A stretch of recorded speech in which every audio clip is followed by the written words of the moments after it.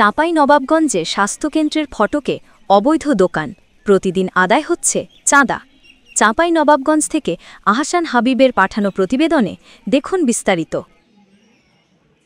চাঁপাইনবাবগঞ্জের শিবগঞ্জ উপজেলার মোবারকপুর ইউনিয়ন স্বাস্থ্য ও পরিবার কল্যাণ কেন্দ্রের মূল ফটক দখল করে গড়ে তোলা হয়েছে একাধিক অবৈধ দোকান। রোগী ও দর্শনার্থীদের চলাচলে বাধা সৃষ্টি হচ্ছে এবং ব্যাহত হচ্ছে স্বাস্থ্যসেবা। স্থানীয়রা জানান, ফটকের পাশে 10 থেকে 12টি দোকান থেকে প্রতিদিন 30 থেকে 40 টাকা করে চাঁদা আদায় করা হচ্ছে। উপজেলা স্বাস্থ্য কর্মকর্তা ডাক্তার কামাল উদ্দিন বলেন, স্বাস্থ্য কেন্দ্রের জায়গা দখল করে দোকান নির্মাণ সম্পূর্ণ অবৈধ। সাব সেন্টারের গেট পর্যন্ত এই জায়গাটাতে সপ্তাহে 2 দিন অথবা 3 দিন বাজার বসে এবং সেখানে 4 থেকে 5টা দোকানপাট বসে গেছে, যেটা কারো অনুমতি ছাড়াই।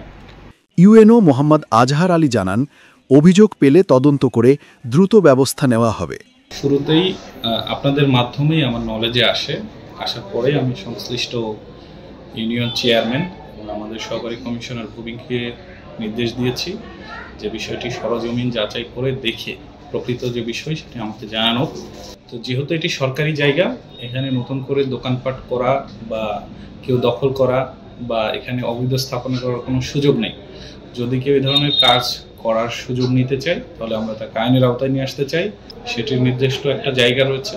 আমাদের যে বাজারের একটি নির্দিষ্ট জায়গা রয়েছে, আমাদের ইউনিয়ন পরিষদের একটি নির্দিষ্ট জায়গা রয়েছে, ভূমি অফিস তারও একটা নির্দিষ্ট জায়গা রয়েছে। আমরা রেকর্ডপত্র দেখব, কাগজপত্র দেখে যার যতটুকু অংশ তার সীমানার মধ্যে সে থাকবে। বাজারের জায়গায় বাজার থাকবে, স্বাস্থ্য কমপ্লেক্সের জায়গায় স্বাস্থ্য কমপ্লেক্স থাকবে, ইউনিয়ন পরিষদের জায়গায় ইউনিয়ন পরিষদ থাকবে, ভূমি অফিসের জায়গায় ভূমি অফিস থাকবে। এর বাইরে কোনো কিছু কেউ করতে গেলে অবশ্যই যথাযথ কর্তৃপক্ষের অনুমোদন নিতে হবে। অনুমোদন ব্যতীত যা কিছু তাই অবৈধ। আর অবৈধ যে কোনো কাজের বিরুদ্ধে আমরা আইনগতভাবে কঠোর ব্যবস্থা নিতে চাই।